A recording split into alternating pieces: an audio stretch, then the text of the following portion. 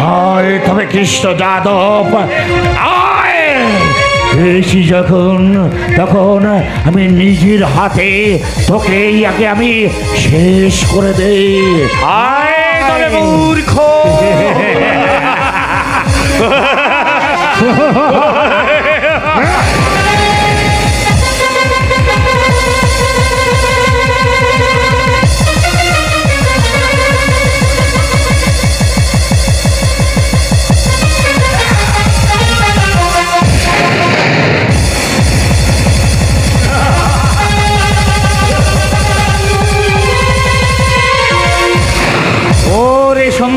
পাপিষ্ঠ শিশুপাল, আজ তোকে আমি মার্জনা করলাম।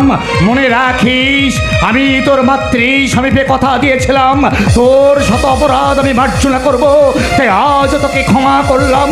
কিন্তু মনে রাখিস কাল পুণ্য হতে আর বেশি দেরি নেই।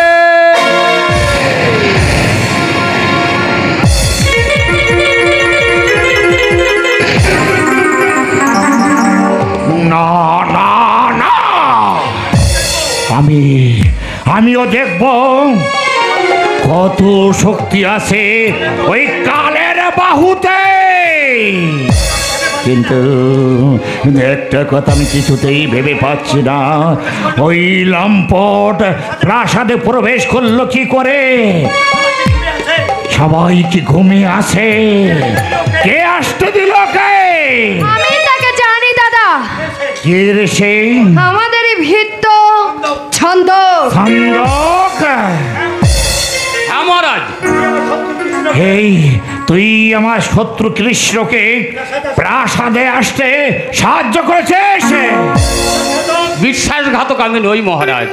বিশ্বাসী প্রভু ভক্ত ভিত্ত, তাই প্রভুর অন্যের ঋণ শোধ করতে এসেছিস প্রভুর রক্তে। প্রভুর রক্ত যাতে দেখতে না হয় সেই জন্য আমি কেষ্ট ঠাকুরকে প্রাসাদে এনেছি দিদিমণি। হ্যাঁ মহারাজ, ভেবেছিলাম কেষ্ট ঠাকুর ভগবান, তিনি হয়তো বারণ করলে আপনি বিদর্ভরাজ কন্যার স্বয়ংবর সবাই যাবেন না, তাই দাদা রুক্মিণী স্বয়ংবর সবাই গেলে আমার গেলে মহারাজ আর ফিরে আসতে পারবেন না, তাই এই আমি ফিরে আসতে পারবো না এ কথা তোকে কে বলেছে? মহারাজ, আপনি একদিন আমাকে বলেছিলেন কোন জ্যোতিষী নাকি আপনাকে সাবধান করে দিয়েছে। জ্যোতিষী কি সাবধান করেছে? ওই জ্যোতিষী মহারাজ ওই স্বয়ংবর সবাই গেলে কেষ্ট ঠাকুরের হাতে আমাদের মহারাজের নির্ঘাত। স্তব্ধ হবে লেগে একে জ্যোতিষীর কথায় এই শিশুপাল কোনোদিন চলেনি, কোনোদিন চলবে না। কেন চলবে না দাদা? আমি বুঝে নিয়েছি ছন্দকের বাড়ি বিধর্বে, ও চায় না রুক্মিণী তোমার ঘরে আসুক, তাই তোমাকে মৃত্যুর কোলে ঘুম পাড়িয়ে দিতে ছদ্মবেশী কৃষ্ণকে ডেকে এনেছে। অর্চনা, শাস্তি দাও দাদা, শাস্তি দাও।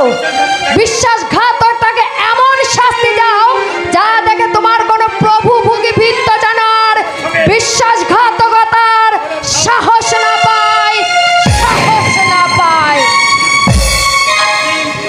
শাস্তি শাস্তি শাস্তি।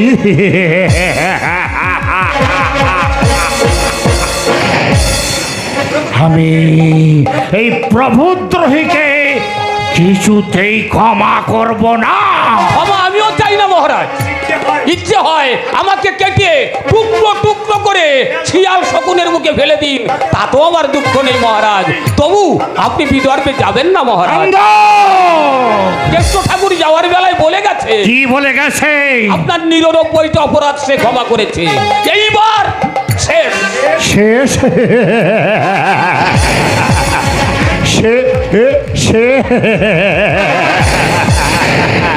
একটা কথা কান খুলে শুনে রাখে, সেদিন যদি আসে তাহলে সেদিন আর কোনোদিন সূর্য উঠবে না।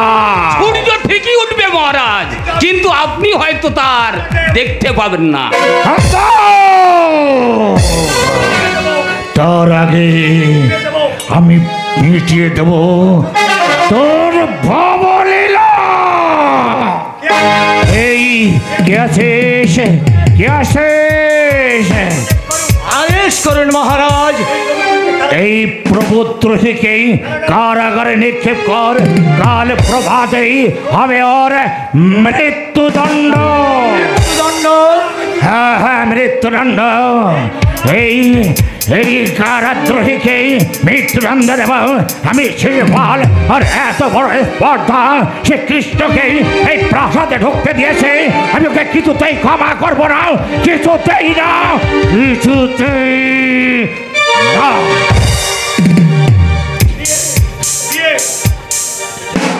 কি হে শুনলে তো মহারাজের আদেশ? ও আবার শোনাই আছে। তাহলে জেনে শুনে কেন মৃত্যুর যুবক আসছে মাথা দিলে? ভাতের দেনা শোধ করতে। কিন্তু তোমার ওই সেই মর্তের দাম কেউ কি দিলে? নাই বা দিলে? আমি তো একটা ভালো কাজ করতে চেয়েছিলাম। ও বউটার সঙ্গে আর দেখা হলো না। এই খবরটা পেলে হয়তো সে বুক ফেটে মরেই যাবে। ছন্দ, নিয়ে চলো, নিয়ে চলো আমাকে কারাগারে। কারাগারে নয়, তোমাকে আমি নিয়ে যাব। কোথায়? একেবারে শ্মশানে? না, এই হিংস্রতার মহাশ্মশান থেকে অনেক অনেক দূরে। মানে? তোমাকে নিয়ে যাব মুক্তির আলোকে। কে কে আপনি? কে? তোমার পরিচিত। জামাইবাবু, আপনি আমাকে কেন বাঁচাতে চান? তোমার মতন মানুষের প্রয়োজন আছে বলে। জামাইবাবু, এসো ছন্দক, এসো। আর হয়তো বিলম্ব করলে তোমাকে আমি বাঁচাতে পারবো না ছন্দক। যত তাড়াতাড়ি পারি এই প্রাসাদ থেকে চলে যাবো। এসো, হাত ধরো ছন্দ। চলেন জামাইবাবু, চল।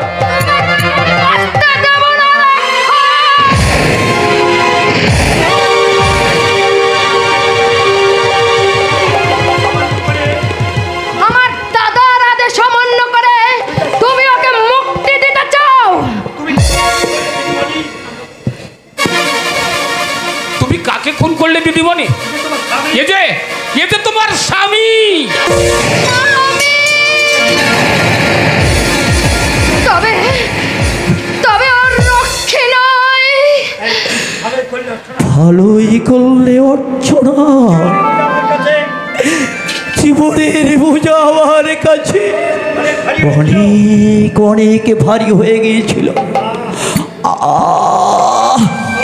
চলো চলো জামাইবাবু, এই রাজপ্রাসাদের ঐশ্বর্য থেকে,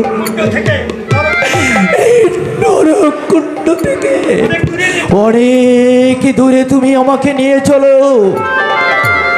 চলুন চলুন জামাইবাবু, আমি তোমাকে শেষ শয্যায় ঘুম পাড়িয়ে দিই। দিদিমণি, নিজের হাতে তুমি স্বামীকে খুন করলে। কি বলবো?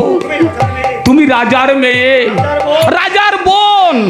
যদি তুমি আমার কেউ হতে।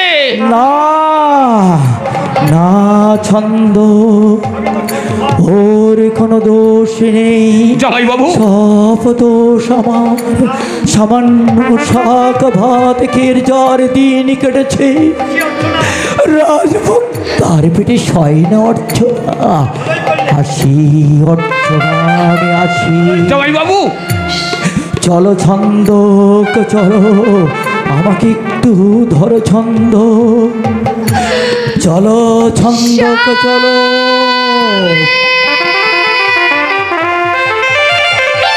অর্চনা, এমনি ভাবে যে আমাকে চলে যেতে হবে তা যে আমি কোনো দিন ভাবিনি। তোমাকে কতদিন বলেছি আমার ভিতরে পণ্য কুটিরে তুমি একটিবার চলো, কিন্তু তুমি না শুনে এই যে রাজ শিশুপালের রাজপ্রাসাদে তুমি সব সময় থাকতে চেয়েছো। আমি বলেছিলাম আমার পিতার পণ্য কুটিরে তুমি একটিবার চলো।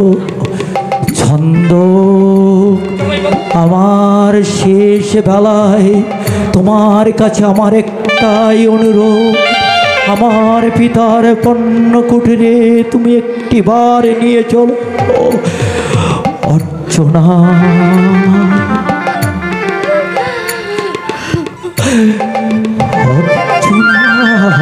স্বামী,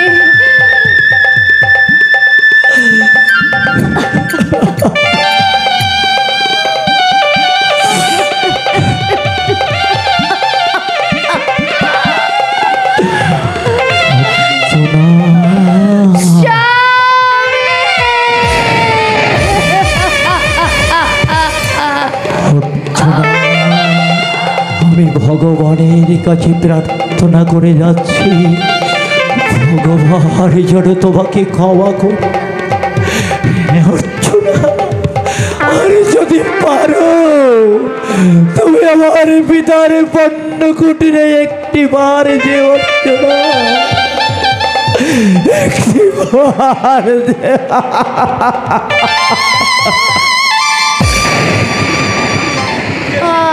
আমি আমি আমার স্বামীর রক্তে ডুব দিয়েছি। আমার শাখা সিঁদুর ছুঁড়ে ফেলেছি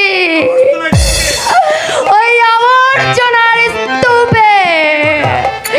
কি মজা, কি মজা! আমাকে কেউ আর সধবা বলবে না। আমি বিধবা, আমি বিধবা, আমি বিধবা।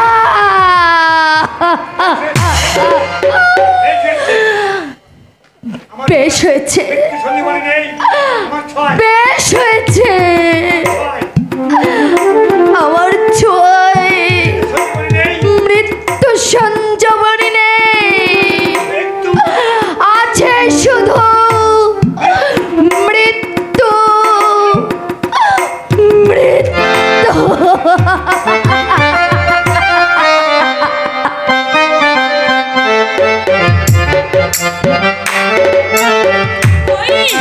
কই কোথায় বৌদি, কোথায় আমার সেই স্বপ্নে গড়া রঞ্জিত রতনে কৃষ্ণ বিমোহন?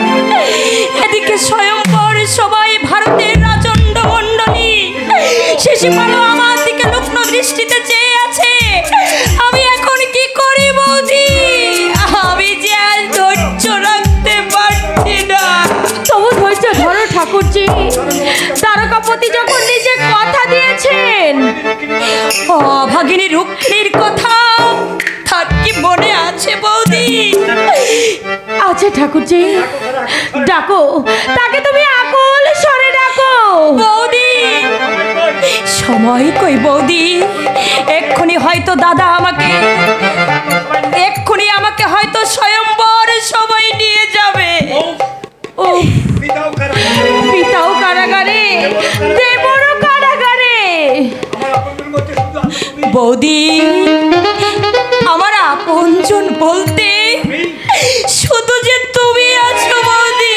আমি, আমার শক্তি কতটুকু, আমি তোমার দুঃখে কাঁদতে পারি, কিন্তু আমি যে কিছুই করতে পারি না ঠাকুরজি। আমিও মরতে পারি বৌদি, কিন্তু আমি বিচারিণী হতে পারবো না। মরতেও তোমাকে হবে না, বিচারিণীও হতে হবে না বৌদি। তুমি ওই মন্দিরের অভ্যন্তরে গিয়ে দেবতার পায়ে তুমি অশ্রুঞ্জলি দাও। বৌদি, আমি যাই, আমাকে এখানে দেখলে হয়তো ওরা সন্দেহ করবে। বৌদি, আমাকে নয় ঠাকুরজি, সেই জগৎপতিকে তুমি ডাকো। বিপদের মধ্যে বিপদ উদ্ধার করে তোমার মনের আঙিনায় বৌদি, তিনি বসন্তের মলয় হিল্লোলে ভরিয়ে দেবেন ঠাকুরজি, ভরিয়ে দেবেন। যদুপতি, চোখের জলে আলপনা দিয়ে আমি যে তোমার জন্য বাসর সাজিয়েছি প্রভু। এসো তুমি দিনের দয়াল, এসো বনমালী, এসো ভক্ত বাঞ্ছা কল্পতরু। তুমি আমার বরমালা কণ্ঠে নেবে এসো প্রভু। তোমার বরমাল্য নিতে আমি এসে গেছি রাজ। শিশুপাল,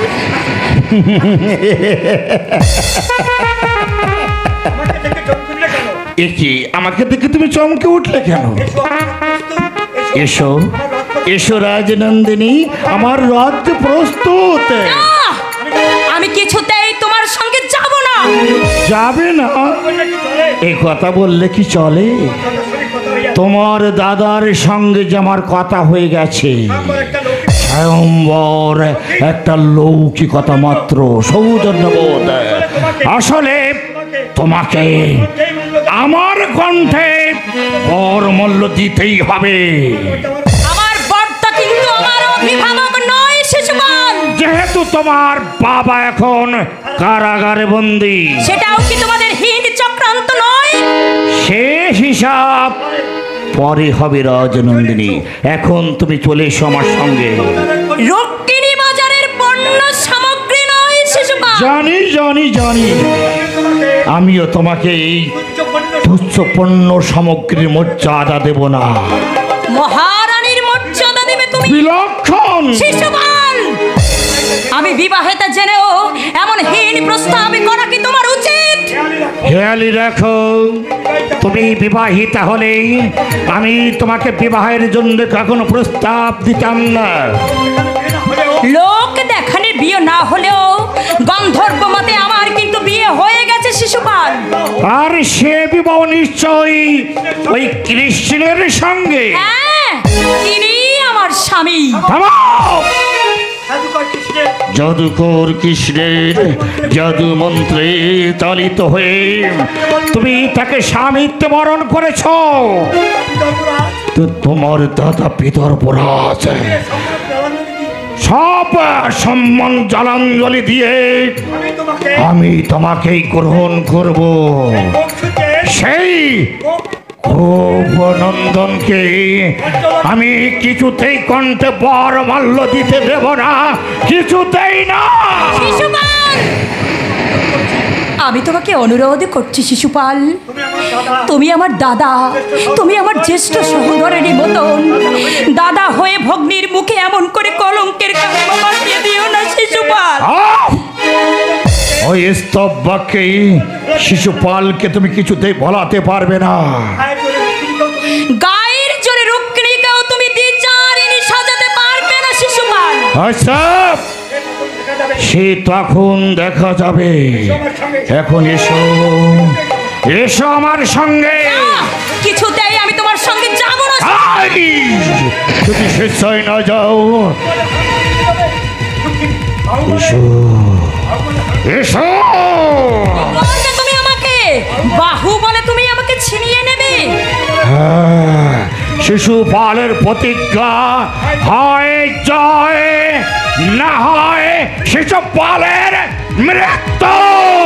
আমিও প্রতিজ্ঞা করছি শিশুপাল, আমি প্রাণ দেব, তবু আমার সতীত্বের মান কানাকড়ির দ্বারে বিকিয়ে যেতে দেব না। এসো, এসো বলছে, এসো।